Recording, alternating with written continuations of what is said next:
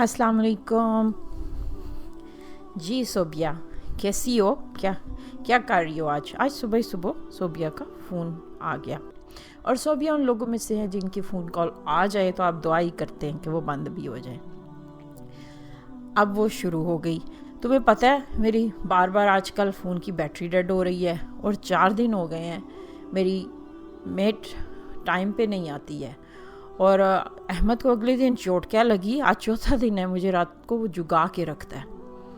और पता है हमारे मोहल्ले में एक नई फैमिली शिफ्ट हुई है।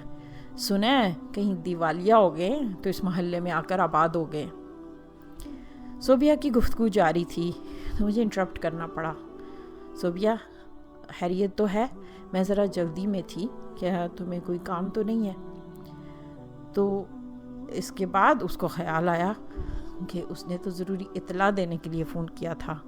घड़ी देखते हुए बोली, ओह सॉरी उज़मा, मैं तुम्हें बताना ही भूल गई कि खाला सफ़िया ठीक नहीं है, वो हस्पताल दाखिल हैं और मैं अभी निकल रही हूँ उनकी तीमारदारी करने के लिए।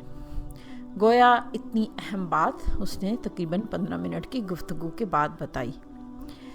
हम अक्सर फ़ोन में वक्त ज़ाया कर देते हैं, ऐसी इन्फॉर्मेशन का तबादला करते हैं जिनकी बिल्कुल ज़रूरत नहीं होती। आपने अस्हाबे कहफ का किस्सा कई बार पढ़ा और सुना होगा कि जब वो सोकर उठे तो एक दूसरे से पूछने लगे कि हम कितनी मुद्दत सोए रहे।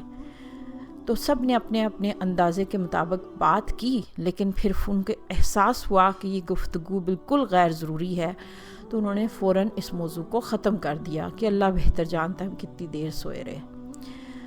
तो जब भी आप कोई जुमला लफ्ज़ मैं से शुरू करते हैं, आप अगले शख्स के ऊपर एक बोझ डाल देते हैं और अगला शख्स ज़हनी तौर पे आपसे हिजरत कर जाता है।